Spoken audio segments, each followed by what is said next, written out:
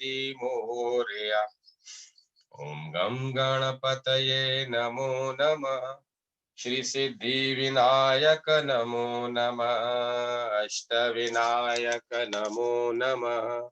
गणपति बाबा मोरया। मंगल मूर्ति मोरया। ओम गम गणपतये नमो नमः। श्री सिद्धि विनायक नमो नमः। अष्ट विनायक नमो नमः। गणपति बाबा मोरया। मंगल मूर्ति मोरया। ओम गम गणपतये नमो नमः। श्री सिद्धि विनायक नमो नमः। अष्ट विनायक नमो नमः। गणपति बाबा मोरया। मंगल मूर्ति मोरया।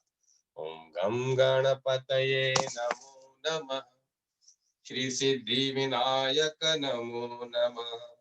अष्ट विनायक नमो नमः। गणपति बाबा मोरया। मंगल मूर्ति मोरया। जय गौरी गजानन। श्री हरि श्री हरि। संक्षिप्त ब्रह्म पुराण दशाशव मेधिक और पेशाच तीर्थ का महात्म्य।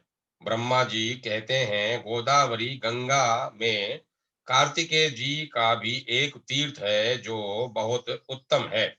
वह कोमार तीर्थ के नाम से प्रसिद्ध है। उसका नाम सुनने मात्र से मनुष्य कुलीन और रूपवान होता है। उसके आगे कार्तिका तीर्थ है।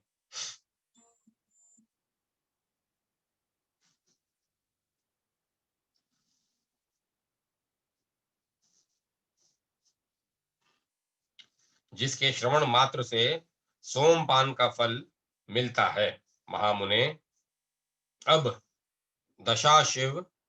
दशाशिव मेधिक तीर्थ का महात्म्य सुनो। उसके श्रवण मात्र से अश्वमेध यज्ञ के फल की प्राप्ति होती है। विश्वकर्मा के पुत्र महाबली विश्वरूप हुए। विश्वरूप के प्रथम नामक पुत्र हुआ। विश्वरूप के प्रथम नामक पुत्र हुआ। उसके पुत्र का नाम भोवन हुआ। महाबाहु भोवन सार्वभौम राजा हुए। उनके पुरोहित कश्यप थे, जो सब प्रकार के ज्ञान में निपुण थे। एक दिन महाबाहु भोवन ने अपने पुरोहित से पूछा, मुने, मैं एक ही साथ 10 अश्वमेध यज्ञ करना चाहता हूँ, वह यज्ञ कहाँ करूं? कश्यप ने प्रयाग का नाम लिया और उन स्थानों पर यज्ञ करने को बताया जहाँ श्रेष्ठ द्विजों ने पूर्व काल में बड़े बड़े यज्ञों का अनुष्ठान किया था। राजा के यज्ञ में बहुत से ऋषि ऋत्विज हुए। पुरोहित ने एक ही साथ 10 अश्वमेध यज्ञ आरंभ किए, किंतु उनमें से एक भी पूर्ण न हुआ। यह देखकर राजा को बड़ी चिंता हुई। उन्होंने प्रयाग छोड़कर अन्य स्थानों में उन यज्ञों का आरंभ किया, किंतु वहां भी विघ्न दोष आ पहुंचे। इस प्रकार अपने यज्ञों को अपूर्ण देख राजा ने पुरोहित से कहा, देश और काल के दोष से अथवा मेरे और आपके दोष से हमारे 10 अश्वमेध यज्ञ पूर्ण नहीं हो पाते।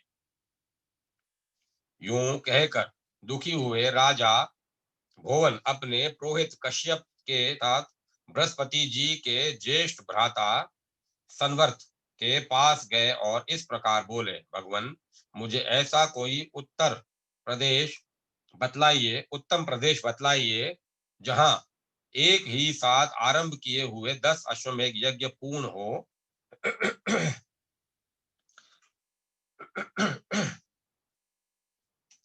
जहां एक ही साथ आरंभ किए हुए 10 अश्वमेध यज्ञ पूर्ण हो जाएं।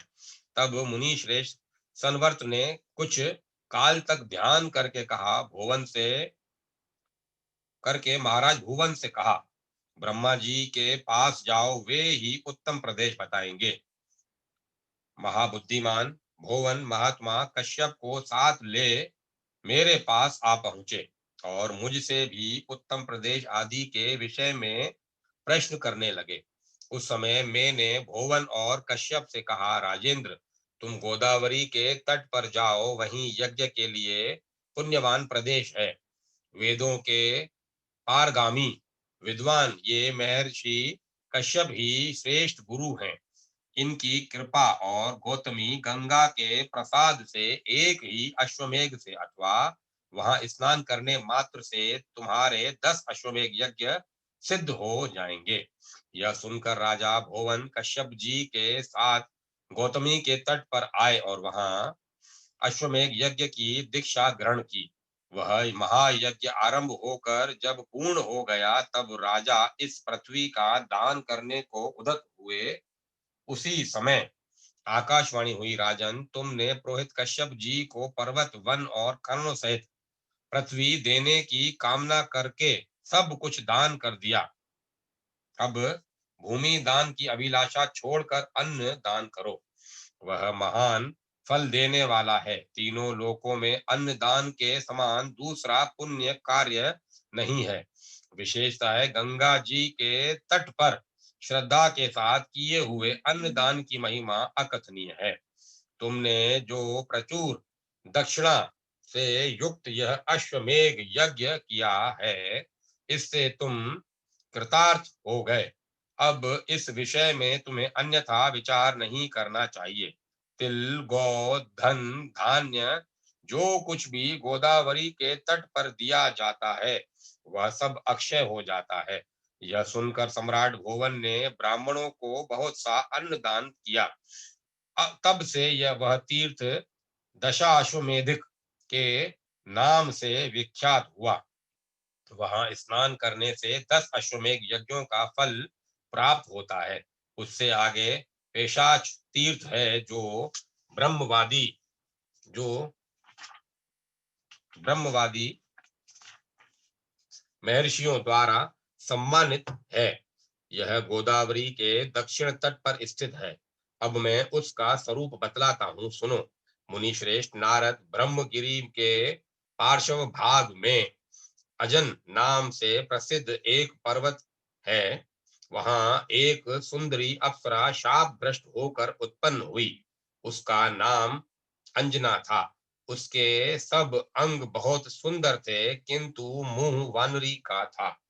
केसरी नामक श्रेष्ठ वानर अंजना के पति थे। केसरी के एक दूसरी भी स्त्री थी, जिसका नाम अद्री का था।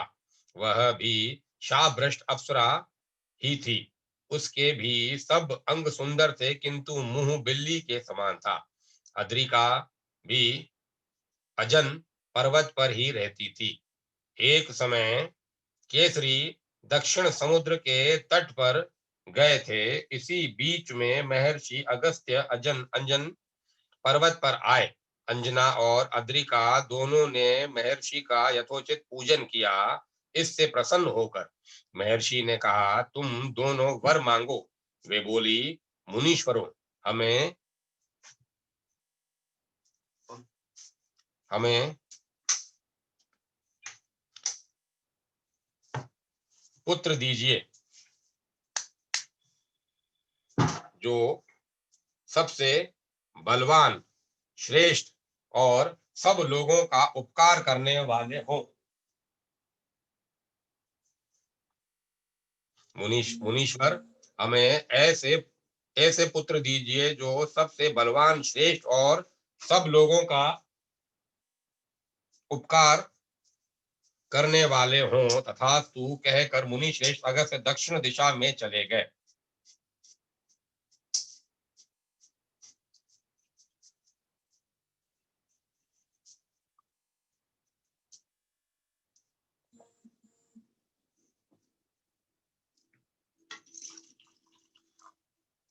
कुछ काल के बाद अंजना ने वायु के अंश से हनुमान जी को जन्म दिया।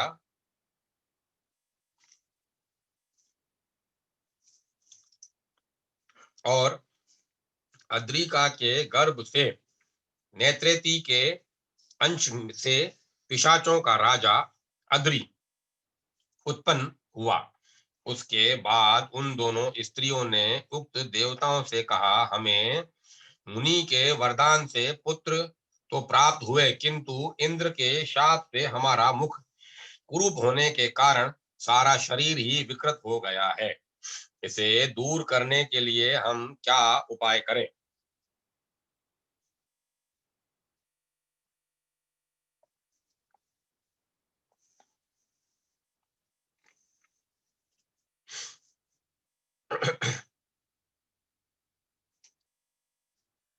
इसे आप बताइए।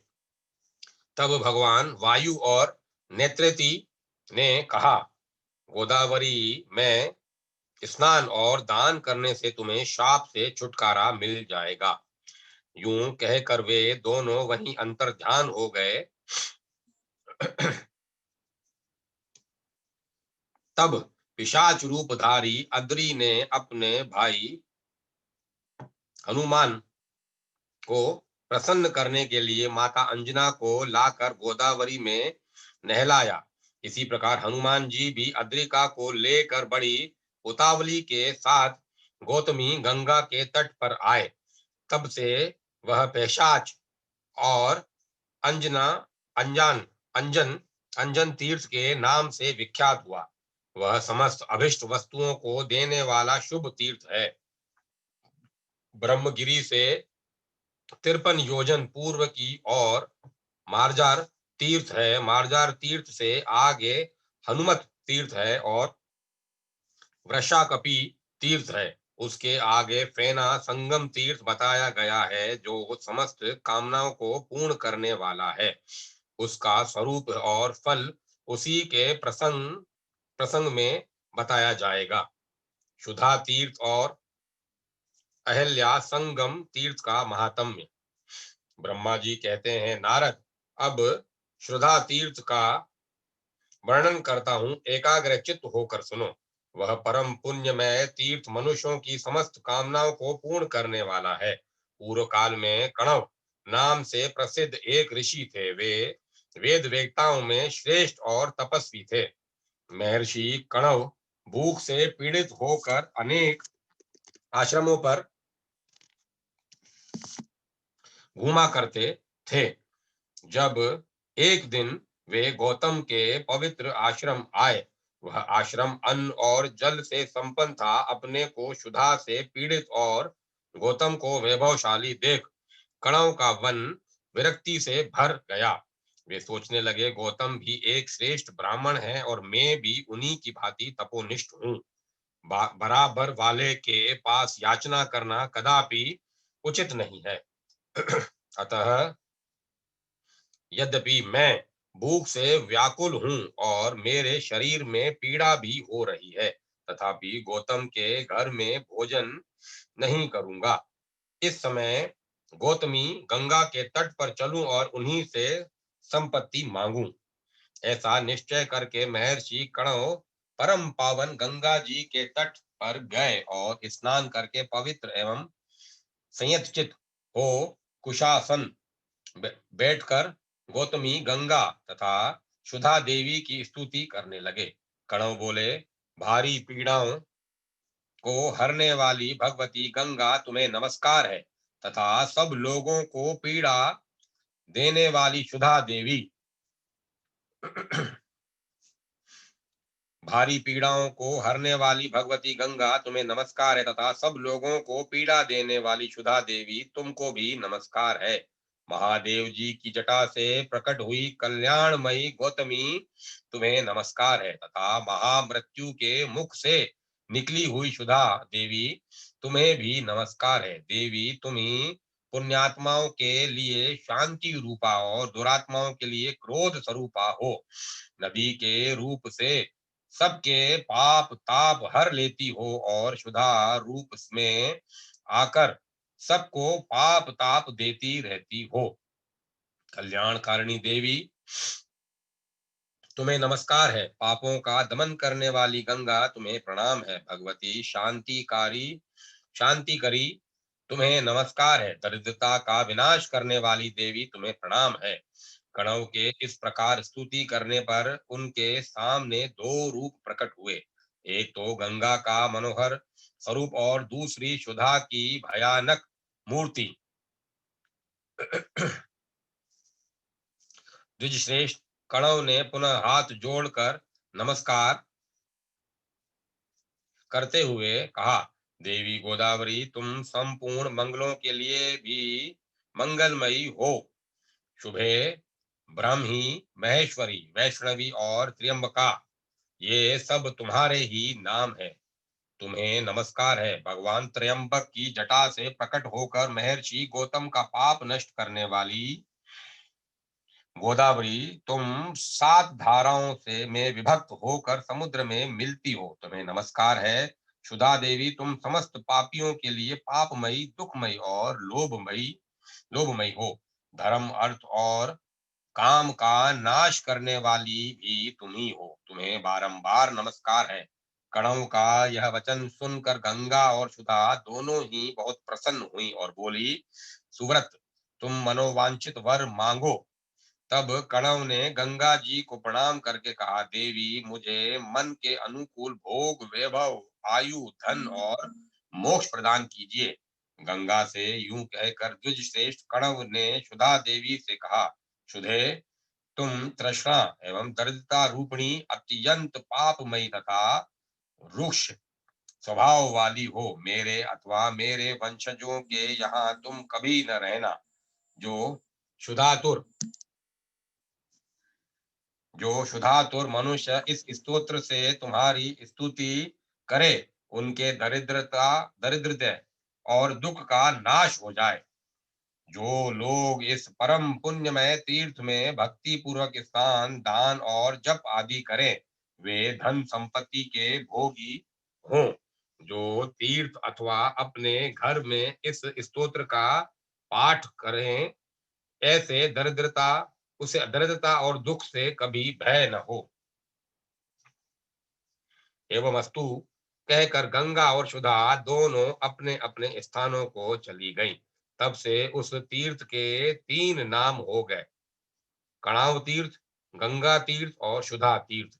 नारद वह तीर्थ सब पापों को दूर करने वाला और पितरों की प्रसन्नता को बढ़ाने वाला है। गोदावरी में अहल्या संगम नामक एक तीर्थ है, जो तीनों लोकों को पवित्र करने वाला है। मुनि श्रेष्ठ, उस तीर्थ की उत्पत्ति का वृतांत सुनो। पूर्व काल की बात है, मैंने अत्यंत कौतूहल वश कुछ सुंदरी कन्याओं की सृष्टि की। उसमें उनमें से एक कन्या सबसे श्रेष्ठ और उत्तम लक्षणों से युक्त थी। उसके सब अंग बड़े मनोहर तथा रूप और गुणों से संपन्न थे। उस समय मेरे मन में यह विचार हुआ कि कौन पुरुष इस कन्या का पालन पोषण करने में समर्थ है। सोचने पर महर्षि गौतम ही सबसे मुझे समस्त गुणों के में श्रेष्ठ, तपस्वी, बुद्धिमान, समस्त शुभ लक्षणों से सुशोभित और वेदांगों के ज्ञाता प्रतीत हुए।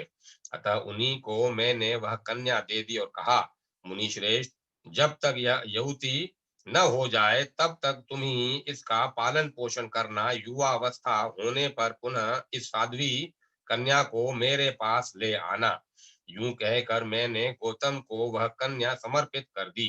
गौतम अपने तपोबल से निष्पाप हो चुके थे। उन्होंने विधि पूर्वक उस कन्या का पालन पोषण किया और युवती होने पर उसे वस्त्र आभूषणों से सुसज्जित करके मेरे पास ले आए। उस समय उनके मन में कोई विकार नहीं था। अहिल्या को देखकर इंद्र, अग्नि और वरुण आदि सब देवता बारी बारी से मेरे पास आए और कहने लगे, सुरेश्वर, यह कन्या मुझे दे दीजिए। इंद्र का तो उसके लिए विशेष आग्रह था। महर्षि गौतम की महता, गंभीरता और धीरता का विचार करके मुझे बड़ा विस्मय हुआ। मैंने सोचा, यह सुमुखी कन्या गौतम को ही देने योग्य है और किसी को नहीं, अतः उन्हीं को दूंगा। ऐसा निश्चय करके मैंने देवताओं और ऋषियों से कहा, यह सुंदरी कन्या उसी को दी जाएगी जो सारी पृथ्वी की परिक्रमा करके सबसे पहले यहाँ उपस्थित हो जाए। दूसरे किसी को नहीं मिलेगी। मेरी बात सुनकर सब देवता अहिल्या की प्राप्ति के लिए पृथ्वी की परिक्रमा करने चले गए। इसी बीच में कामधेनु सुर भी बच्चा देने लगी। अभी बच्चे का आधा शरीर ही बाहर निकला था। उसी अवस्था में गौतम ने उसे देखा और उसी को पृथ्वी भाव से देखते हुए उसकी परिक्रमा की। साथ ही उन्होंने शिवलिंग की भी प्रदक्षिणा की। उसके उसके बाद सोचा, संपूर्ण देवताओं ने अभी पृथ्वी की एक परिक्रमा भी पूरी नहीं की और मेरे द्वारा दो परिक्रमा पूरी हो गई।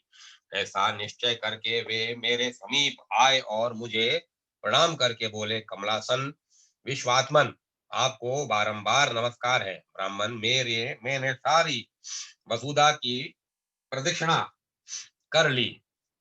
मैंने ध्यान के द्वारा सब बातें जानकर गौतम से कहा, ब्रह्मर्षि, तुम्ही को यह सुंदरी कन्या दी जाती है।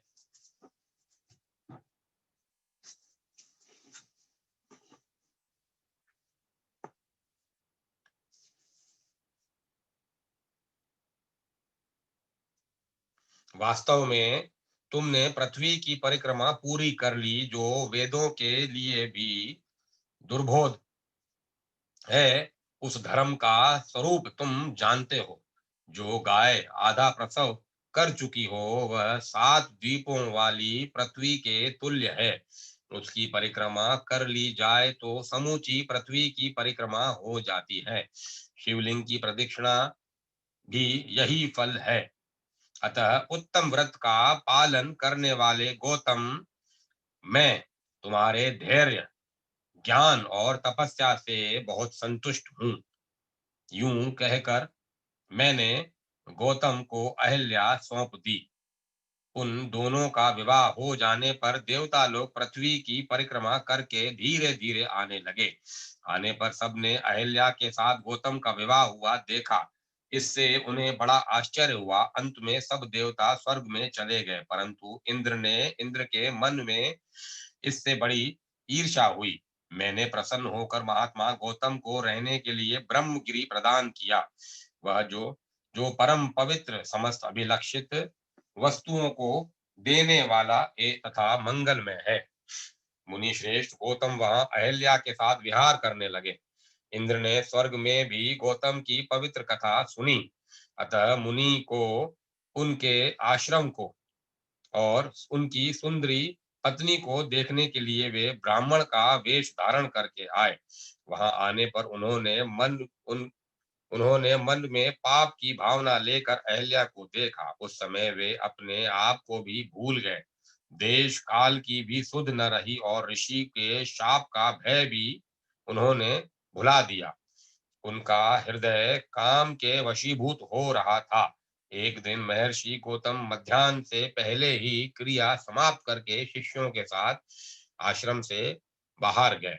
उस समय अवसर देखकर इंद्र ने अपने मन के अनुकूल कार्य किया। वे गौतम का रूप धारण करके आश्रम में आए और सर्वांग सुंदरी अहिल्या से बोले, प्रिय, मैं तुम्हारे गुणों से आकृष्ट हूँ। तुम्हारे रूप का स्मरण करके मेरा मन विचलित हो गया है, पांव लड़खड़ा रहे हैं। यूं कहकर हंसते हंसते उन्होंने अहिल्या का हाथ पकड़ लिया और आश्रम के भीतर चले गए। अहिल्या ने उन्हें गौतम ही समझा। यह कोई जार पुरुष है, यह बात उसके ध्यान में नहीं आई। वह इंद्र के साथ सुखपूर्वक रमण करने लगी। इतने में ही महर्षि गौतम पुनः अपने शिष्यों के साथ लौट आए। प्रतिदिन का ऐसा नियम था कि जब वे बाहर से आश्रम पर आते, तब प्रियवादिनी प्रियवादिनी अहिल्या आगे बढ़कर उनका स्वागत करती, प्रिय लगने वाली बातें कहती और अपने सद्गुणों से उन्हें संतुष्ट करती थी। उस दिन अहिल्या को न देखकर परम बुद्धिमान गौतम को ऐसा जान पड़ा मानो कोई बड़ी अद्भुत बात हो गई। मुनि श्रेष्ठ गौतम द्वार पर खड़े हैं और सब लोग उनकी ओर देखते हैं।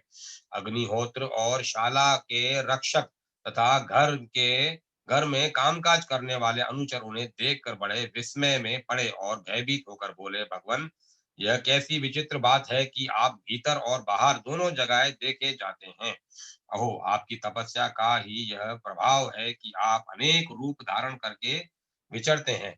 यह सुनकर गौतम के मन में बड़ा आश्चर्य हुआ। वे सोचने लगे, आश्रम के भीतर कौन गया है? उन्होंने पुकारा, प्रिय अहल्ये, आज तुम मुझसे बोलती क्यों नहीं? महर्षि का वचन सुनकर अहल्या ने उस जार से कहा, अरे तू कौन है जो मुनि का रूप धारण करके तूने मेरे साथ यह पाप कर्म किया? यह कहती हुई वह भय के मारे शैया से सहसा उठकर खड़ी हो गई। पापाचारी इंद्र भी मुनि के भय से बिलाव बन गया। अहल्या थर थर कांप रही थी।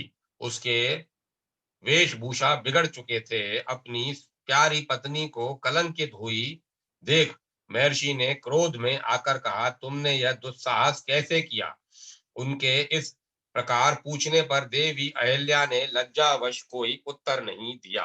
तब मुनि उस जार की खोज करने लगे। इतने में उस बिलाव पर उनकी दृष्टि पड़ी। अरे, ठीक ठीक बता, तू कौन है? यदि झूठ बोलेगा तो मैं तुझे अभी भस्म कर दूंगा। इंद्र हाथ जोड़कर खड़ा हो गया और बोला, तपोधन, मैं शची का स्वामी इंद्र हूँ। मुझसे ही यह पाप हो गया है। मैंने जो कुछ कहा है वह सत्य है।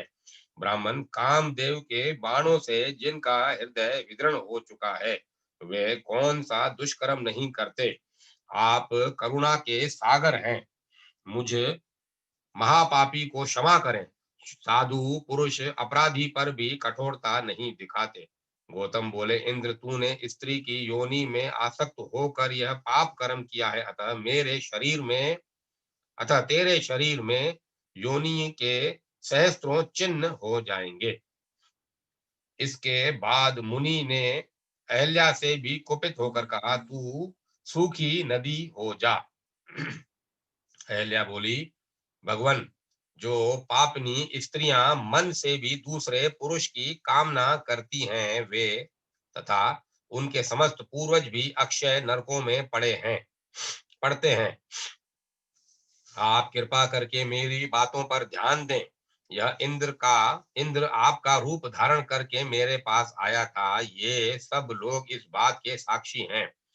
रक्षकों ने कहा, ऐसी ही बात है, अहिल्या ठीक कहती है।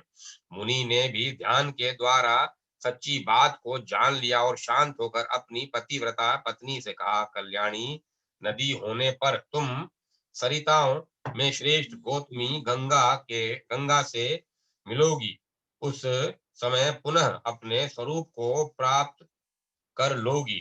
महर्षि का वचन सुनकर पतिव्रता अहिल्या ने ऐसा ही किया। गौतमी गंगा से मिलने पर पुनः उसका वही स्वरूप हो गया जैसा मैंने बनाया था।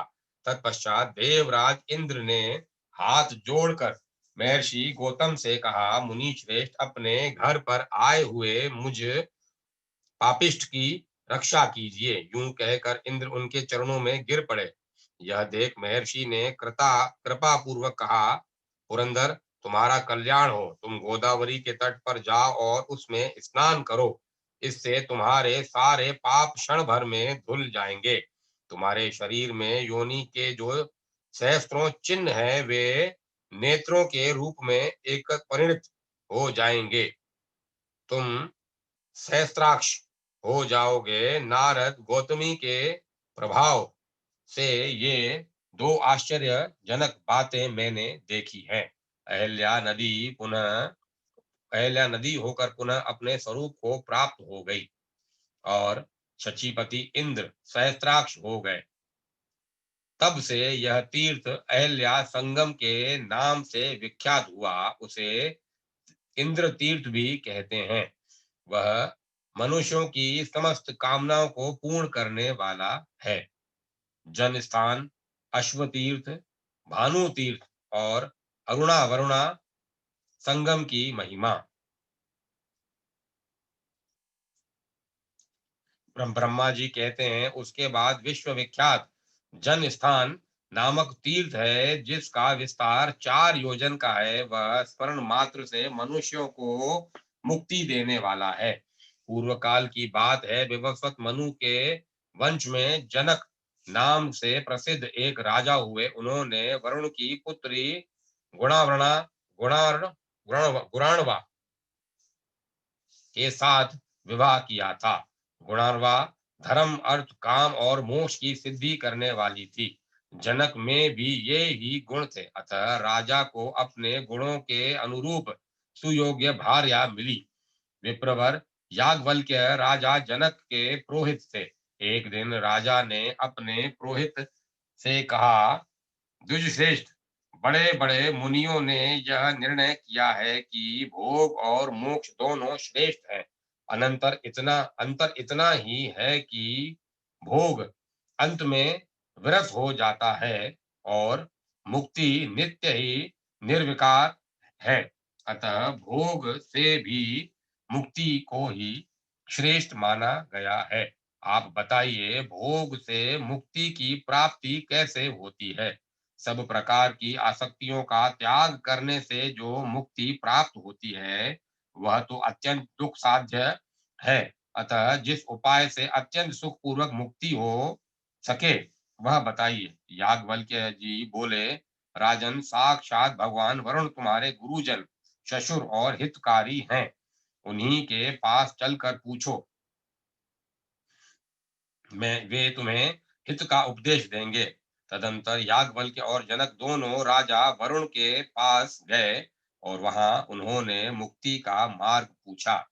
वरुण ने कहा, दो प्रकार से मुक्ति प्राप्त होती है, एक तो कर्म करने से और एक कर्म न करने से। वेद में यह मार्ग निश्चित किया गया है कि कर्म न करने की अपेक्षा कर्म करना श्रेष्ठ है। धर्म, अर्थ, काम और मोक्ष, ये चारों पुरुषार्थ कर्म से बंधे हुए हैं। नरप श्रेष्ठ कर्म द्वारा सब प्रकार के साध्यों की सिद्धि होती है। इसीलिए मनुष्यों को सब तरह से वैदिक कर्म का अनुष्ठान करना चाहिए। इससे वे इस लोक में भोग और मोक्ष दोनों प्राप्त करते हैं। अकर्म से कर्म पवित्र है। कर्म भिन्न भिन्न आश्रमों और वर्णों के अनुसार अनेक प्रकार के होते हैं। वर्णों और आश्रमों में भी 4 आश्रम कर्म के द्वारा माने गए हैं। उनमें भी गृहस्थ आश्रम अधिक पुण्यदायक है। उससे भोग और मोक्ष दोनों प्राप्त हो सकते हैं। यही मेरा मत है। यह सुनकर राजा जनक और बुद्धिमान याज्ञवल्क्य ने वरुण का पूजन किया और पुनः यह बात पूछी, सुरश्रेष्ठ, आपको नमस्कार है। आप सर्वज्ञ हैं। बताइए, कौन सा देश और तीर्थ ऐसा है जो भोग और मोक्ष प्रदान करने वाला है? वरुण ने कहा, इस पृथ्वी पर भारतवर्ष और उसमें भी दंडक वन पुण्यदायक है। इसमें किया हुआ शुभ कर्म मनुष्यों को भोग तथा मोक्ष दोनों प्रदान करता है। तीर्थों में गौतमी गंगा श्रेष्ठ है। वे मुक्तिदायिनी मानी गई हैं। वहां यज्ञ और दान करने से मोक्ष की प्राप्ति होगी। वरुण का यह उपदेश सुनकर याज्ञवल्क्य और जनक उनकी आज्ञा से अपनी पुरी में लौट आए। फिर गंगा तीर्थ पर जाकर राजा जनक ने अश्वमेध आदि यज्ञ किए और विप्रवर याज्ञवल्क्य ने उन यज्ञों में आचार्य का कार्य किया। गौतमी गंगा के तट पर यज्ञ करने से राजा को मोक्ष की प्राप्ति हुई। तत्पश्चात जनक वंश के बहुत से राजा क्रमशः वहां आकर यज्ञ करते और गोदावरी की कृपा से मोक्ष के भागी होते रहे। तभी से यह तीर्थ जन स्थान के नाम से विख्यात हुआ। जनको का यज्ञ स्थान होने से उसका नाम जन स्थान पड़ गया। वहां स्नान, दान और पितरों का तर्पण करने से तथा उस तीर्थ का चिंतन करने, वहां जाने और भक्ति पूर्वक उसका सेवन करने से मनुष्य सब अभिलक्षित वस्तुओं को पाता और मोक्ष का भागी होता है। अरुणा और वरुणा नाम की दो परम पवित्र नदियां हैं, उन दोनों का गोदावरी में संगम हुआ है, जो बहुत ही पवित्र तीर्थ है। उसकी उत्पत्ति की कथा अब सब पापों का नाश करने वाली है। उसे बताता हूँ, सुनो। महर्षि कश्यप के ज्येष्ठ पुत्र आदित्य सूर्य समस्त लोकों के लोकों में विख्यात हैं। वे दोनों लोकों के नेत्र हैं। उनकी किरणें अत्यंत दुस्सह है। भगवान सूर्य के रथ में 7 घोड़े जुते होते हैं। सूर्यदेव संपूर्ण लोकों द्वारा पूजित है। उनकी पत्नी का नाम उषा है। उषा विश्वकर्मा की पुत्री और त्रिभुवन की अद्वितीय सुंदरी है।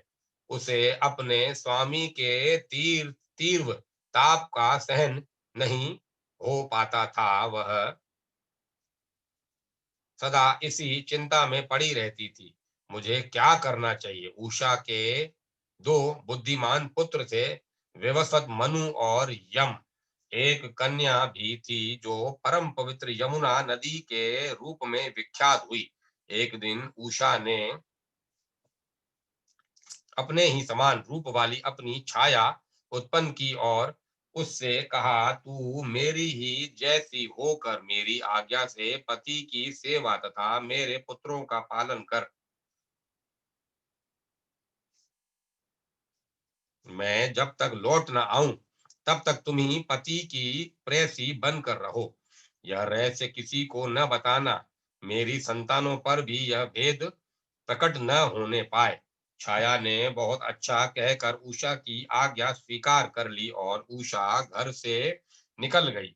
उसने तपस्या के लिए उत्तर कुरु नामक देश को प्रस्थान किया। वहां पहुंचकर उसने घोड़ी का रूप धारण करके कठोर तपस्या आरंभ की। जब सूर्यदेव को इसका पता लगा तब वे भी घोड़े का रूप धारण करके उसके पास गए। पतिव्रता उषा पर पुरुष की आशंका से भागकर भारतवर्ष में गौतमी के तट पर आई। वहां उसका पति के साथ समागम हुआ, जिससे अश्वनी कुमारों की उत्पत्ति हुई। वह स्थान अश्वतीर्थ, भानुतीर्थ और पंचवटी आश्रम के नाम से विख्यात हुआ। तापी और यमुना दोनों सूर्य की कन्याएं थी। वे गौतमी तट पर अपने पिता से मिलने के लिए अरुणा वरुणा नामक नदियों के रूप में आई थी। उन दोनों का जहाँ गंगा में संगम हुआ है, वह बहुत उत्तम तीर्थ है।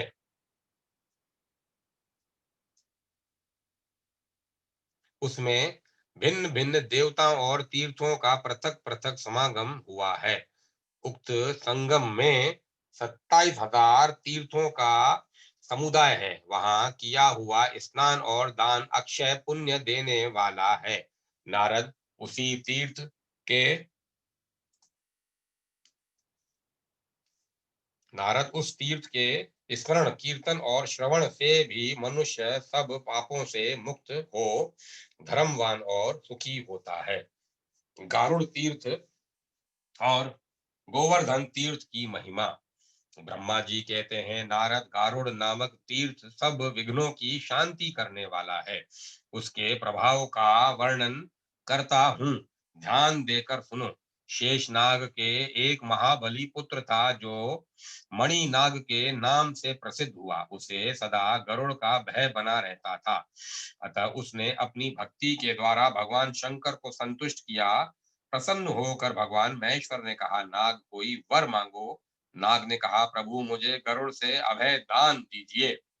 भगवान शिव ने कहा, ऐसा ही होगा, तुम्हें गरुड़ से भय न हो। वरदान पाकर मणिनाग गरुड़ से निर्भय हो बाहर निकला। वह क्षीर सागर के समीप, जहां भगवान विष्णु शयन करते हैं, इधर उधर विचरने लगा। वहां गरुड़ निवास करते थे। उस स्थान पर भी वह जाया करता। गरुड़ ने उस नाग को निर्भय विचरते देख पकड़ लिया और अपने घर में लाकर डाल दिया। इसी बीच में नंदी ने जगदीश्वर भगवान शिव से कहा, देवेश्वर अब मणिनाग नहीं आता। जान पड़ता है गरुड़ ने उसे खा लिया या बांध रखा है। यदि वह जीवित होता तो यहाँ आए बिना न रहता। नंदी की बात सुनकर भगवान शिव ने नाग की अवस्था को जान लिया और कहा, वह नाग गरुड़ के घर में बंधा पड़ा है। तुम शीघ्र जाकर जगदीश्वर भगवान विष्णु की स्तुति करो और गरुड़ के द्वारा बंधन में डाले हुए नाग को मेरे कहने से ले आओ। प्रभु की बात सुनकर नंदी स्वयं ही लक्ष्मीपति के पास उपस्थित हुए और भगवान शिव की कही हुई बातें वहां निवेदन की। तब भगवान नारायण ने प्रसन्न होकर गरुड़ से कहा, विंतानंदन, मेरी बात मानकर नंदी को वह नाग लौटा दो। गरुड़ ने नाग देना स्वीकार नहीं किया और गर्व से कहा, मैं आपका भृत्य हूँ, मैं नाग को लाया, आप उसे नंदी को दे रहे हैं। स्वामी तो सेवकों को दिया करते हैं, परंतु आप तो मेरी प्राप्य वस्तु को छीन रहे हैं। मेरी शक्ति आप जानते ही हैं, मेरे ही बल से तो आपने संग्राम में दैत्यों पर विजय प्राप्त की है। भगवान विष्णु ने गरुड़ की बात सुनकर सबके सामने हंसकर कहा, पक्षीराज, ठीक है, तुम्हारे ही बल से मैंने असुरों पर विजय पाई है। फिर भगवान ने क्रोध न करके कहा, गरुड़, मैं मानता हूं तुम में विलक्षण शक्ति है, पर तुम मेरी एक कनिष्ठ उंगली को तो वहन करो। इतना कहकर भगवान ने अपनी उंगली गरुड़ के मस्तक पर रख दी। गरुड़ उंगली का भार सह नहीं सके। तब गरुड़ ने दीन भाव से लज्जित होकर हाथ जोड़कर प्रार्थना की और कहा, मैं आपका अपराधी सेवक हूं, मेरा परित्राण कीजिए। फिर उन्होंने माता लक्ष्मी से प्रार्थना की। लक्ष्मी जी ने कृपा कुल होकर जनार्दन से कहा, नाथ विपिन, भृत्य गरुड़ की रक्षा कीजिए। नाथ विपन भृत्य गरुड़ की रक्षा कीजिए। तब भगवान ने नंदी से कहा, नंदीकेश्वर, तुम गरुड़ के साथ ही नाग को महादेव जी के पास ले जाओ। बहुत अच्छा कहकर नंदी गरुड़ और नाग के साथ धीरे धीरे शंकर जी के पास गए और सब समाचार उन्हें कह सुनाया। तब शंकर जी ने कहा, महाबाहो, तुम लोक पावनी गौतमी गंगा के पास जाओ, वे समस्त अभिष्ट वस्तुओं को देने वाली हैं। उस शांतिमयी सरिता में स्नान करने से तुम्हें समस्त इच्छित वस्तुएं 100 गुनी अथवा सहस्त्रों गुनी होकर मिलेंगी। गरुड़, जो सब प्रकार के पापों से संतप्त है, देवदेव दुदेव से जिनका उद्योग नष्ट हो गया है, उन प्राणियों के लिए मनोवांछित फल देने वाली गोदावरी नदी ही शरण है। भगवान शिव की यह बात सुनकर गरुड़ प्रणाम करके चले गए। गोदावरी के तट पर पहुंचकर उन्होंने जल में स्नान किया और भगवान शिव तथा विष्णु के चरणों में मस्तक झुकाया। फिर उनमें पूर्वत वेग आ गया और वे उड़कर भगवान विष्णु के समीप चले गए। तब से वह समस्त अभिष्ट वस्तुओं को देने वाला तीर्थ गारुड़ तीर्थ के नाम से प्रसिद्ध हुआ। वत्स नारद, मनुष्य मन और इंद्रियों को संयम में रखते हुए वहां स्नान आदि जो भी कर्म करता है, वह सब अक्षय तथा शिव और विष्णु को प्रिय लगने वाला होता है। उसके आगे सब पापों का नाश करने वाला गोवर्धन तीर्थ है। वह पितरों के लिए पूज्य पुण्य जनक तथा स्मरण मात्र से पाप दूर करने वाला है। नारद, मैंने उसका प्रभाव प्रत्यक्ष देखा है। पूर्व काल में जाबाली नाम से प्रसिद्ध एक किसान ब्राह्मण रहता था। वह दोपहर हो जाने पर भी हल से बैलों को खोलता नहीं था। उसके दोनों बगल में और पीठ पर चाबुक मारता रहता था। उसके दोनों बैल सदा आंखों से आंसू बहाते रहते थे। एक दिन कामधेनु गो जगन माता सुरभि ने नंदी से सब हाल कहा। नंदी ने भी खिन्न होकर भगवान शंकर को सब बातें बताई। तब शंकर जी ने नंदी से कहा, तुम्हारी प्रत्येक बात सिद्ध हो। महादेव जी की यह आज्ञा पाकर नंदी ने समस्त गौ जाति को अपने ही में समेट लिया। स्वर्गलोक और मृत्यु लोक की समस्त गौएं अदृश्य हो गईं। तब देवताओं ने मेरे पास आकर कहा, भगवान, गौओं के बिना जीवन नहीं रह सकता। उस समय मैंने देवताओं से कहा, जाओ भगवान शंकर से याचना करो। तदंतर उन्होंने भगवान शंकर की स्तुति करके उनसे सब हाल कहा। महादेव जी ने भी देवताओं को उत्तर दिया। इस विषय में नंदी मानते हैं। तब सब देवता नंदीकेश्वर के पास जाकर बोले, हमें जगत का उपकार करने वाली गौएं दीजिए। नंदी बोले, आप लोग गौ यज्ञ कीजिए, तभी दिव्य और मानस गौएं प्राप्त होंगी। तत्पश्चात गौतमी गंगा के तट पर देवताओं ने गौ यज्ञ का आयोजन किया। फिर वहां से गौएं बढ़ने लगी। तभी से वह तीर्थ गोवर्धन नाम से प्रसिद्ध हुआ। वह देवताओं की प्रीति बढ़ाने वाला है। मुनि श्रेष्ठ, वहां किया हुआ केवल स्नान भी सहस्त्रों गोदानों का फल देने वाला है। श्वेत तीर्थ, शुक्र तीर्थ और इंद्र तीर्थ का महात्म्य। ब्रह्मा जी बोले, नारद, श्वेत तीर्थ तीनों लोकों में विख्यात है। उसके श्रवण मात्र से मनुष्य सब पापों से छुटकारा पा जाता है। पूर्व काल में श्वेत नाम के एक ब्राह्मण थे जो महर्षि गौतम के प्रिय सखा थे। वे गोदावरी के तट पर रहकर अतिथियों के स्वागत सत्कार में लगे रहते और मन, वाणी तथा क्रिया द्वारा भगवान शिव का भजन करते थे। वे भगवान सदा शिव की पूजा और ध्यान करते रहते थे। शिव के भजन में ही उनकी आयु पूरी हो गई। तब यमराज के दूत उन्हें ले जाने के लिए आए, परंतु नारद जी, वे ब्राह्मण देवताओं के घर में प्रवेश न कर सके। तब ब्राह्मण की मृत्यु का समय व्यतीत हो गया।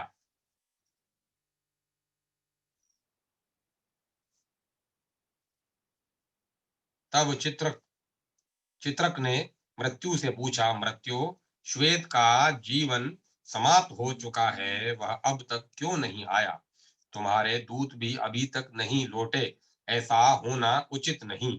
यह सुनकर मृत्यु को बड़ा क्रोध हुआ और वे स्वयं ही श्वेत के घर पर पधारे। उनके दूत भयभीत होकर बाहर ही खड़े थे। उन्हें देखकर मृत्यु ने कहा, दूतों, यह क्या बात है? दूत बोले, श्वेत भगवान शिव के द्वारा सुरक्षित है। हम उनकी ओर आंख उठाकर देख भी नहीं सकते। जिनके ऊपर भगवान शंकर प्रसन्न हो जाएं, उन्हें भय कैसा? तब मृत्यु ने अपना फंदा हाथ में लेकर स्वयं ही ब्राह्मण के घर में प्रवेश किया। ब्राह्मण तो भक्ति पूर्वक भगवान शिव की पूजा कर रहे थे। उन्हें न तो मृत्यु के आने का पता था और न यमदूतों के। मृत्यु के श्वेत श्वेत समीप के पाशधारी मृत्यु श्वेत के समीप पाशधारी मृत्यु को खड़ा देख दंडधारी भैरव ने विस्मित होकर पूछा, मृत्युदेव, यहाँ क्या देखते हो? मृत्यु ने उत्तर दिया, मैं श्वेत को ले जाने के लिए आया हूँ।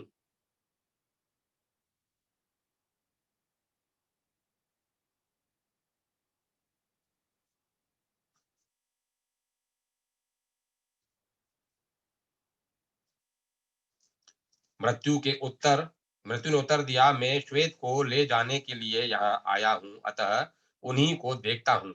भैरव ने कहा, लौट जाओ। मृत्यु ने श्वेत पर अपना फंदा फेंका। यह देखकर भैरव कुपित हो उठे। उन्होंने शिव के दिए हुए दंड से मृत्यु पर गहरी चोट की। मृत्यु देवता पाश हाथ में लिए हुए ही धरती पर गिर पड़े। मृत्यु को मारा गया देख यमदूत भाग गए। उन्होंने मृत्यु के वध का समाचार यमराज से कहा। यह सुनकर महिषवाहन यमराज को बड़ा क्रोध हुआ। उन्होंने अधिक बलवान चित्रगुप्त चित्रगुप्त अपनी रक्षा करने वाले यमदंड, महिष, भूत, वेताल तथा आदि व्याधियों को शीघ्रता पूर्वक चलने का आदेश दे तुरंत वहां से प्रस्थान किया। अपने साथियों सहित यमराज उस स्थान पर पहुंचे जहां द्विज श्रेष्ठ श्वेत भगवान शिव की आराधना में संलग्न थे। उस समय यमराज तथा भगवान शिव के पार्षदों में अत्यंत भयानक संग्राम भिड़ गया। कार्तिकेय ने स्वयं ही शक्ति संभाली और यमराज के दूतों को विदीर्ण कर डाला। साथ ही दक्षिण दिशा के स्वामी अत्यंत बलवान यमराज को भी मौत के घाट उतार दिया। मरने से बचे हुए यमदूतों ने भगवान सूर्य को यह सब समाचार कह सुनाया। यह अद्भुत बात सुनकर सूर्य समस्त देवताओं और लोकपालों के साथ मेरे समीप आए। फिर मैं भगवान विष्णु, इंद्र, अग्नि, वरुण तथा अन्य बहुत से देवता यमराज के पास गए। वे गोदावरी के तट पर मरे पड़े थे। यमराज को सेना सहित मरा देख देवता भय से व्याकुल हो उठे और हाथ जोड़कर बारंबार भगवान शिव की प्रार्थना करने लगे। देवता बोले, भगवन, आपको अपने भक्त सदा ही प्रिय हैं तथा आप दुष्टों का वध किया करते हैं। संसार के आदि सृष्टा नीलकंठ, आपको नमस्कार है, नमस्कार है। ब्रह्म प्रिय, आपको नमस्कार है। देव प्रिय, आपको नमस्कार है। विप्रवर श्वेत आपके भक्त हैं। इनकी आयु क्षीण हो जाने पर भी यम आदि सब लोग उन्हें ले जाने में समर्थ न हो सके। आपका अपने भक्तों पर ऐसा महान प्रेम देखकर हम सबको बड़ा संतोष हुआ। नाथ, सचमुच ही आप बड़े भक्त वत्सल हैं। जो लोग आप जैसे दयालु परमेश्वर की शरण में आ गए हैं, उन्हें यमराज भी नहीं देख सकता। यह जानकर ही सब लोग पराभक्ति के साथ आपका भजन करते हैं। शंकर, आप ही इस जगत के स्वामी हैं। क्या यह बात आप भूल गए? आपके बिना यह व्यवस्था करने में कौन समर्थ हो सकता है? इस प्रकार स्तुति करने वाले देवताओं के समक्ष भगवान शंकर स्वयं प्रकट हो गए और बोले, देवताओं, तुम्हें क्या दूं? देवताओं ने कहा, देवेश्वर, ये सूर्य के पुत्र धर्म हैं, जो समस्त देहधारियों का नियंत्रण करते हैं।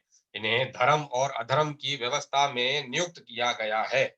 ये लोकपाल हैं, अपराधी और पापी नहीं है। अतः इनका वध नहीं होना चाहिए। इसके बिना ब्रह्मा जी का कोई कार्य नहीं चल सकता। इसीलिए सेना और वाहनों सहित यमराज को जीवित कर दीजिए।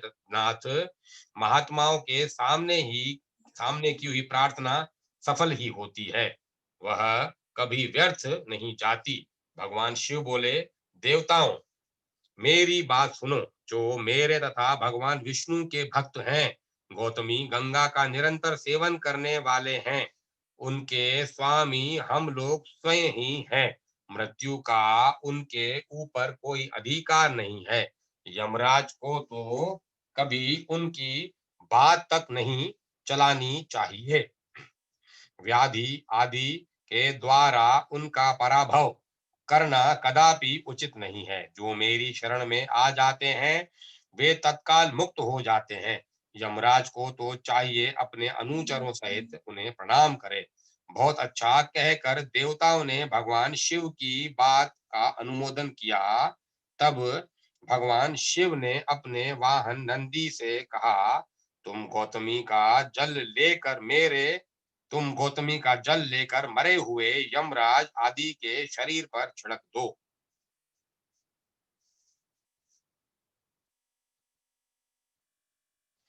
आज्ञा पाकर नंदी ने यम आदि सब लोगों पर गोदावरी का जल छिड़का। इससे वे जीवित होकर उठ बैठे और दक्षिण दिशा की ओर चले गए। गौतमी के उत्तर तट पर विष्णु आदि सब देवता ठहर गए और देवादिदेव महेश्वर की पूजा करने लगे।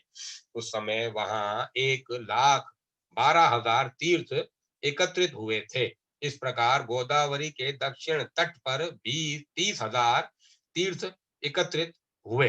यही श्वेत तीर्थ का पवित्र उपाख्यान है।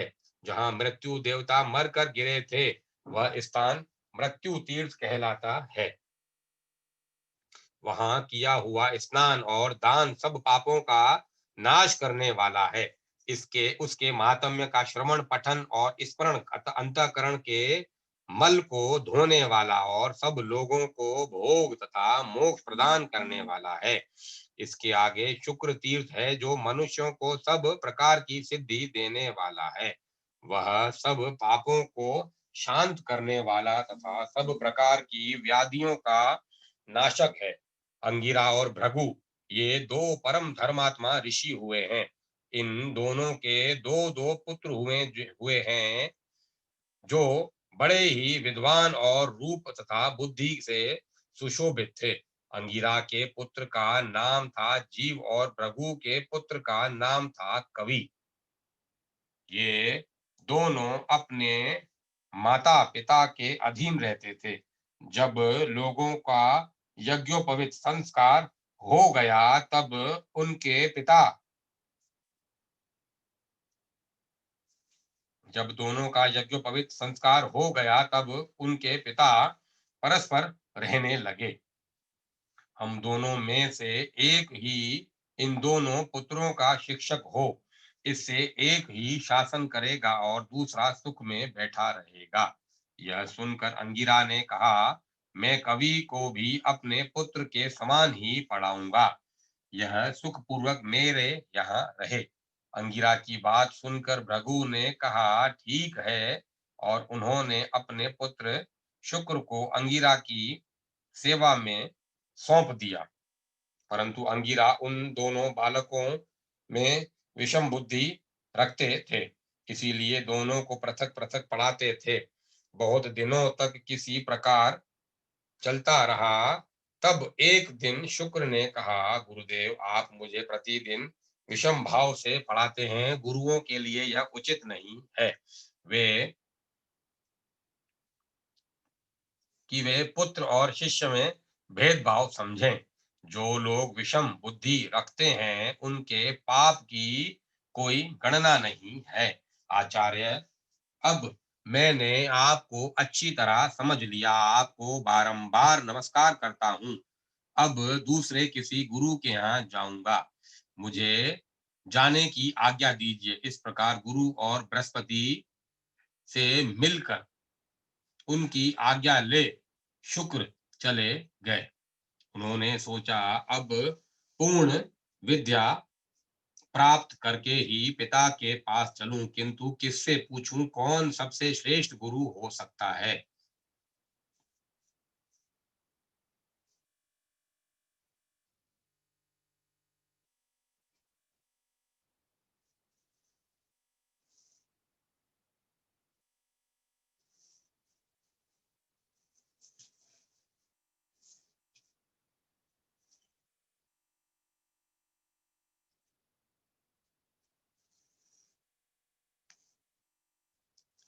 इन्हीं सब बातों का विचार करते हुए शुक्र ने महाप्राज्य गौतम के पास जाकर पूछा, मुनि श्रेष्ठ, बताइए, कौन मेरा गुरु हो सकता है। जो तीनों लोकों का गुरु हो, उसी के पास मैं जाऊंगा। गौतम ने कहा, जगत गुरु भगवान शंकर ही गुरु होने योग्य हैं। शुक्र ने पूछा, मैं वहां रहकर शंकर जी की आराधना करूं। गौतम बोले, गौतमी, गंगा में स्नान करके पवित्र हो स्तोत्रों द्वारा भगवान शंकर को संतुष्ट करो। संतुष्ट होने पर वे जगदीश्वर तुम्हें विद्या प्रदान करेंगे।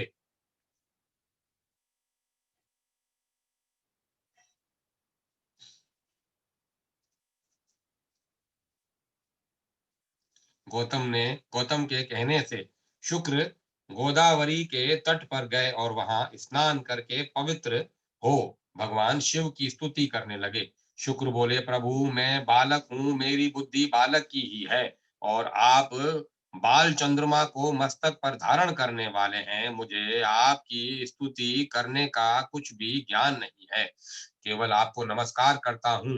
गुरु ने मुझे त्याग दिया है, मेरा कोई सुहृदय अथवा सखा नहीं है। आप ही सब प्रकार से मेरे प्रभु हैं। जगन्नाथ, आपको नमस्कार है। आप गुरु वालों को के भी गुरु हैं और बड़ों के भी बड़े हैं। मैं छोटा बच्चा हूँ, मुझ पर कृपा कीजिए। जगन जगन में आपको नमस्कार है। सुरेश्वर, मैं विद्या के लिए आपकी शरण आया हूँ। मुझे आपके स्वरूप का कुछ भी ज्ञान नहीं है। आप स्वयं ही कृपा करके मेरी ओर देखें। लोक साक्षी शिव, आपको नमस्कार है। शुक्र के इस प्रकार स्तुति करने पर भगवान शंकर प्रसन्न होकर बोले, वत्स, तुम्हारा कल्याण हो। तुम इच्छा अनुसार वर मांगो, भले ही वह देवताओं के लिए भी दुर्लभ क्यों न हो। उदार बुद्धि कवि ने भी हाथ जोड़कर कहा, नाथ, ब्रह्मा आदि देवता तथा ऋषियों को भी जो विद्या नहीं प्राप्त हुई हो, उसके लिए मैं याचना करता हूँ। आप ही मेरे गुरु और देवता हैं। ब्रह्मा जी कहते हैं, शुक्र ने जब इस प्रकार प्रार्थना की, तब देव श्रेष्ठ भगवान शिव ने उन्हें मृत संजीवनी विद्या प्रदान की, जिसका ज्ञान देवताओं को भी नहीं है। साथ ही उन्होंने लौकी की, वेदी की तथा अन्य अन्य विद्याएं भी दी। जब साक्षात भगवान शंकर ही प्रसन्न हो गए थे, तब क्या बाकी रह जाता। वह महाविद्या पाकर शुक्र अपने पिता और गुरु के पास गए। अपनी विद्या से पूजित होकर वे दैत्यों के गुरु हुए। किसी समय कुछ कारणवश बृहस्पति के पुत्र कच्छ ने शुक्राचार्य से मृत संजीवनी विद्या प्राप्त की। कच्छ ने बृहस्पति कच्छ से बृहस्पति ने और बृहस्पति से पृथक पृथक देवताओं ने उस विद्या को ग्रहण किया। गौतमी के उत्तर तट पर जहां भगवान महेश्वर की आराधना करके शुक्र ने विद्या पाई थी, वह स्थान शुक्र तीर्थ कहलाता है। मृत संजीवनी तीर्थ भी उसका नाम है। वह आयु और आरोग्य की वृद्धि करने वाला है। वहां स्नान, दान आदि जो कुछ भी शुभ कर्म किया जाता है, वह अक्षय पुण्य देने वाला होता है। शुक्र तीर्थ के बाद इंद्र तीर्थ है। वह ब्रह्म हत्या का विनाश करने वाला है। उसके स्मरण मात्र से पाप राशि तथा कलेश समुदाय का नाश हो जाता है। नारद, पूर्व काल की बात है, जब इंद्र ने वृतासुर का वध किया, तब ब्रह्म हत्या उसके पीछे लग गई। उसे देखकर इंद्र को बड़ा भय हुआ। वे इधर उधर भागने लगे, किंतु जहां जहां वे जाते, ब्रह्म हत्या उनका पीछा नहीं छोड़ती थी। तब वे एक बहुत बड़े सरोवर में प्रवेश करके कमल की नाल में छिप गए और उसमें तंतु की भांति होकर रहने लगे। ब्रह्म हत्या भी उस सरोवर के तट पर 1000 दिव्य वर्षों तक बैठी रही। इस बीच में सब देवता बिना इंद्र के हो गए थे। उन्होंने आपस में सलाह की, किस प्रकार इंद्र प्रकट हों। उस समय मैंने देवताओं से कहा, ब्रह्म हत्या के लिए दूसरा स्थान दे दिया जाए। ब्रह्म हत्या के लिए दूसरा स्थान दे दिया जाए और इंद्र को शुद्ध करने के लिए गोदावरी नदी में नहलाया जाए। उसमें स्नान करने से इंद्र पुनः शुद्ध हो जाएंगे। इंद्र का प्रथम अभिषेक नर्मदा तट पर हुआ। वहां उनके मल का शोधन होने के कारण उस देश का नाम मालव पड़ा।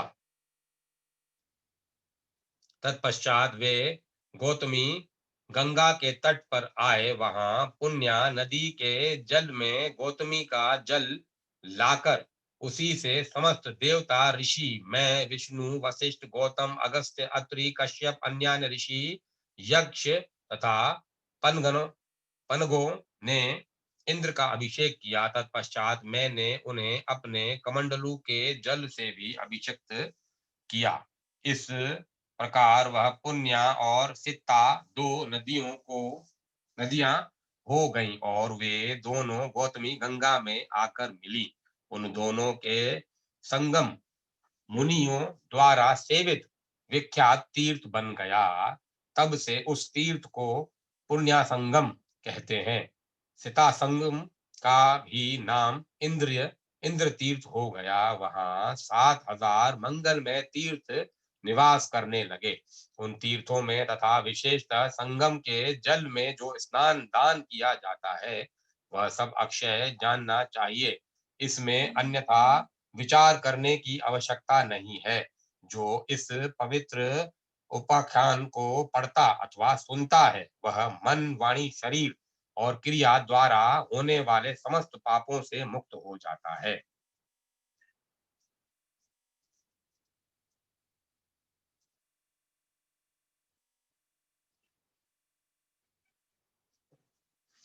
पोलस पोलस्त्य अग्नि और ऋणमोचन नामक तीर्थ का महात्म्य। ब्रह्मा जी कहते हैं उसके आगे पोलस्य तीर्थ है जो मनुष्यों को सब प्रकार की सिद्धि देने वाला है। मैं उसके प्रभाव का वर्णन करता हूँ। वह छीने हुए राज्य की भी प्राप्ति कराता है। विश्वामुनि के ज्येष्ठ पुत्र कुबेर जो रिद्धि सिद्धि से संपन्न और उत्तर दिशा के स्वामी हैं पहले लंका के राजा थे। उनके सौतेले भाई रावण कुंभकर्ण और विभीषण बड़े बलवान थे। यद्यपि वे भी विश्वा के ही पुत्र थे तथापि राक्षस पुत्री केकसी के गर्भ से उत्पन्न होने के कारण राक्षस कहलाते थे। वे तीनों भाई तपस्या करने के लिए वन में गए। वहां उन्होंने बड़ी भारी तपस्या की और मुझसे वरदान प्राप्त किया। तदंतर अपने मामा मारीच के तथा नाना और माता के कहने से रावण ने कुबेर से लंका की राजधानी अपने लिए मांगी। इस बात को लेकर दोनों भाइयों में भारी शत्रुता हो गई। फिर तो देवताओं और दानवों में भयंकर युद्ध हुआ। रावण ने अपने बड़े भाई कुबेर को युद्ध में हराकर पुष्पक विमान और लंकापुरी पर अधिकार जमा लिया तथा तीनों लोकों में घोषणा करा दी कि जो मेरे भाई को आश्रय देगा वह मेरे हाथ से मारा जाएगा। कुबेर को कहीं आश्रय न मिला। तब वे अपने पितामह पुलत्स्य के पास गए और उन्हें प्रणाम करके बोले, मेरे दुष्ट भ्राता ने मुझे लंका से निकाल दिया। बताइए अब मैं क्या करूं। अब मेरे लिए देव अथवा तीर्थ ही आश्रय या शरण है। पौत्र की यह बात सुनकर पुलस्त ने कहा, बेटा तुम गौतमी गंगा के में जाकर भगवान शंकर की स्तुति करो। वहां गंगा के जल में रावण का प्रवेश नहीं हो सकता। अतः मेरे साथ वहीं चलकर कल्याणमयी सिद्धि प्राप्त करो। कुबेर ने बहुत अच्छा कहकर उनकी आज्ञा स्वीकार की और पत्नी पिता माता तथा वृद्धा वृद्ध महर्षि पुलस्त के साथ गौतमी गंगा के तट पर गए। वहां गंगा में स्नान करके पवित्र हो कुबेर भोग मोक्ष के दाता देव देवेश्वर भगवान शिव की स्तुति करने लगे। शंभो आप ही इस चराचर जगत के स्वामी हैं, दूसरा कोई नहीं। जो लोग आपकी भी अवहेलना करके मोहवश धृष्टा करते हैं वे शोक के ही योग्य हैं।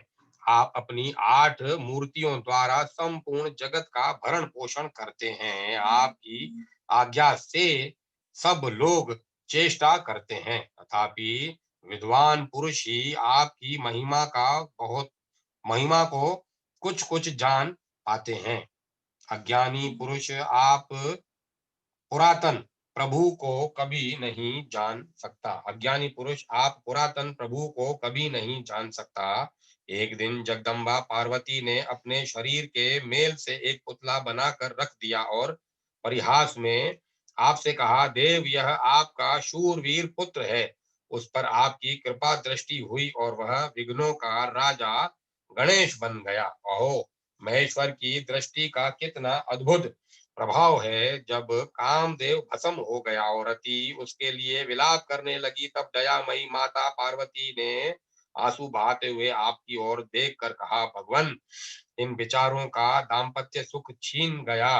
तब आपने उस पर भी कृपा की। कामदेव मनोभाव हो गया, वह रति की मनोभूमि में प्रकट हो गया। इस प्रकार उमा सहित महादेव जी की कृपा से रति ने पूर्ण सौभाग्य प्राप्त किया।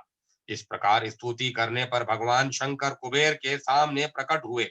उन्होंने वर मांगने के लिए कहा, किंतु हर्षातिरेक के कारण कुबेर के मुख से कोई बात नहीं निकली। इसी समय आकाशवाणी हुई। उसने मानो पुलत्स्य, विश्वा और कुबेर के हार्दिक अभिप्राय को जानकर यह कल्याण में वचन कहा, भगवन, ये लोग धन का प्रभुत्व प्राप्त करना चाहते हैं।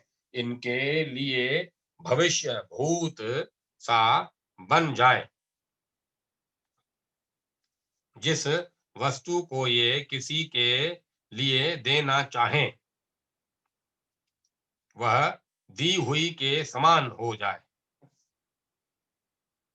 जिस वस्तु को ये किसी के लिए देना चाहे, वह दी हुई के समान हो जाए, तथा जो वस्तु ये स्वयं प्राप्त करना चाहे, वह पहले ही इनके सामने प्रस्तुत हो जाए। ये भगवान शंकर की आराधना करके इस बात की अभिलाषा रखते हैं कि हमारे शत्रु परास्त हों, दुख दूर हो जाएं, दिक्पाल का पद प्राप्त हो, धन का प्रभुत्व मिले, अपरिमित दान शक्ति हो, साथ ही स्त्री और पुत्र का सुख भी बना रहे। कुबेर ने वह आकाशवाणी सुनकर त्रिशूलधारी भगवान शंकर से कहा, देव, ऐसा ही हो। तथास्तु कहकर शिव ने उस देवी वाणी का अनुमोदन किया। इस प्रकार पुलस्त्य, विश्वा और कुबेर का वरदान से अभिनंदन करके भगवान शिव अंतर ध्यान हो गए। तब से उस तीर्थ के 3 नाम पड़े, पुलस्त्य तीर्थ, धन धन धनद तीर्थ और विश्वास विश्ववस तीर्थ। वह समस्त कामनाओं को देने वाला शुभ तीर्थ है। वह स्नान आदि जो कुछ भी पुण्य कर्म किया जाता है, वह अधिक पुण्यदायक होता है। पुलस्त्य तीर्थ के बाद अग्नि तीर्थ है। वह सब यज्ञों का फल देने वाला और समस्त विघ्नों को शांत करने वाला है। उस तीर्थ का फल सुनो। अग्नि के भाई जात वेदा हैं, जो देवताओं के पास हविष पहुंचाया करते हैं। एक दिन की बात है, गोदावरी के तट पर ऋषियों के यज्ञ मंडप के में यज्ञ हो रहा था। अग्नि के प्रिय भाई जात वेदा देवताओं के हविष का हवन कर रहे थे। उसी समय दिति के बलवान पुत्र मधु ने प्रधान प्रधान ऋषियों और देवताओं को देखते देखते जात वेदा को मार डाला। उसके उनके मरने पर देवताओं को हविष मिलना बंद हो गया। इधर अपने प्रिय भाई जात वेदा के मारे जाने पर अग्नि को बड़ा क्रोध हुआ। वे गौतमी गंगा के जल में समा गए। अग्नि के जल में प्रवेश करने पर देवता और मनुष्य जीवन का त्याग करने लगे, क्योंकि अग्नि ही उनका जीवन है। अग्नि जहां जल में प्रविष्ट हुए थे, उस स्थान पर संपूर्ण देवता, ऋषि और पितर आए, और वह यह सोचकर कि बिना अग्नि के हम जीवित नहीं रह सकते, उनकी स्तुति करने लगे। इतने में ही जल के भीतर उन्हें अग्नि का दर्शन हुआ। उन्हें देखकर देवता बोले, अग्नि, आप हविष के द्वारा देवताओं को कव्य श्राद्ध से पितरों को तथा अन्न को पचाने और बीज को गलाने आदि के द्वारा मनुष्य को जीवित कीजिए। अग्नि, आप हविष के द्वारा देवताओं को, कव्य श्राद्ध से पितरों को तथा अन्न को पचाने और बीज को गलाने आदि के द्वारा मनुष्य को जीवित कीजिए। अग्नि ने उत्तर दिया, मेरा छोटा भाई जो इस कार्य में समर्थ था चला गया। आप लोगों का काम करने में जात वेदा की जो गति हुई है वह मेरी भी हो सकती है, अतः मुझे आप लोगों के कार्य साधना में उत्साह नहीं है। सब देवताओं और ऋषियों ने सब प्रकार से अग्नि की प्रार्थना करते हुए कहा, हव्यवाहन, हम लोग आपको आयु कर्म करने में उत्साह और सर्वत्र व्यापक होने की शक्ति देते हैं, साथ ही प्रयास और अनुयाज भी देंगे। देवताओं के आप ही श्रेष्ठ मुख होंगे, पहली आहुतियां आपको ही मिलेंगी। आप जो द्रव्य हमें देंगे वही हम भोजन करेंगे। इस आश्वासन से अग्निदेव प्रसन्न हुए, उन्हें इस लोक और परलोक में व्यापक रहने की शक्ति प्राप्त हुई। वे सर्वत्र निर्भय हो गए। जात वेदा ब्रह्म ब्रह्म ब्रह्म ब्रह्मधानु सप्तार्ची नील लोहित जल गर्भ शमी गर्भ और यज्ञ गर्भ इन नामों से उन्हीं का बोध होने लगा। देवताओं ने अग्नि को जल से निकाला और जात वेदा और तथा अग्नि दोनों के पद पर उनका अभिषेक किया। को कार्य सिद्ध होने पर देवता भी अपने अपने स्थान को चले गए। तभी से वह स्थान हर हरिन तीर्थ कहलाता है। वहां 700 उत्तम तीर्थों का निवास है। जो जितात्मा पुरुष उन तीर्थों में स्नान और दान करता है उसे अश्वमेघ यज्ञ का पूरा फल प्राप्त होता है। वही देव तीर्थ, अग्नि तीर्थ और जात वेद तीर्थ भी है। अग्नि द्वारा स्थापित अनेक वर्णों के शिवलिंग का भी वहां दर्शन होता है। उसके दर्शन से सब यज्ञों का फल प्राप्त होता है। उसके बाद ऋणमोचन नामक तीर्थ है, जिसके महत्व को देवता पुरुष जानते हैं। नारद, मैं उसके स्वरूप को बतलाता हूँ, मन लगाकर सुनो। कुक्षीवान का ज्येष्ठ पुत्र प्रथुर्षवा था। वह वैराग्य के कारण न तो विवाह करता था और न अग्निहोत्र ही। कक्षीवान का कनिष्ठ पुत्र ही विवाह के योग्य हो गया था, तो भी उसने परिविति होने के भय से विवाह और अग्निहोत्र नहीं किया। तब पितरों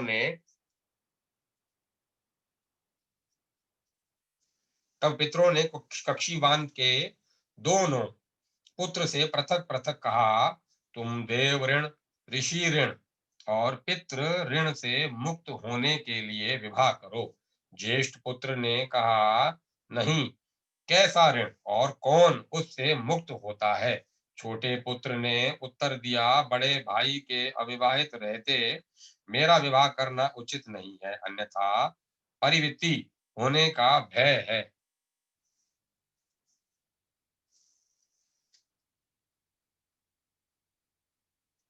बड़े भाई की अविवाहित अवस्था में विवाह कर लेने वाला छोटा भाई परिविति कहलाता है। इसे शास्त्रों में दोष माना गया है।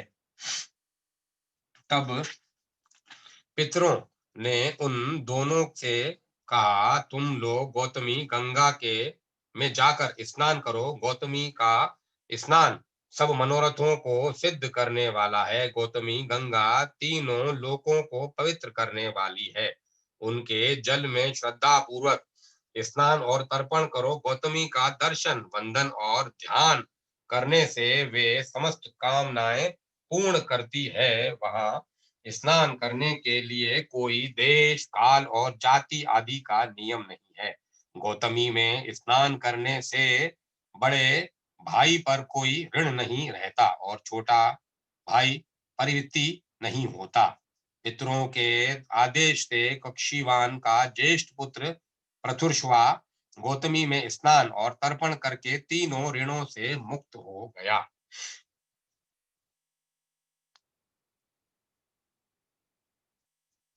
तब तब से वह तीर्थ ऋणमोचन कहलाता है। वहां स्नान और दान करने से ऋणवान मनुष्य श्रोत, स्मार्त तथा अन्य ऋणों से भी मुक्त होकर सुखी होता है। सुपर्णा संगम पुरुष पुरुर्वस तीर्थ, पंच तीर्थ, शमी तीर्थ, सोम आदि तीर्थ तथा वृद्धा संगम तीर्थ की महिमा। अब मैं कथा को यहीं विराम देता हूँ, कल आगे यहाँ से आनंद लेंगे।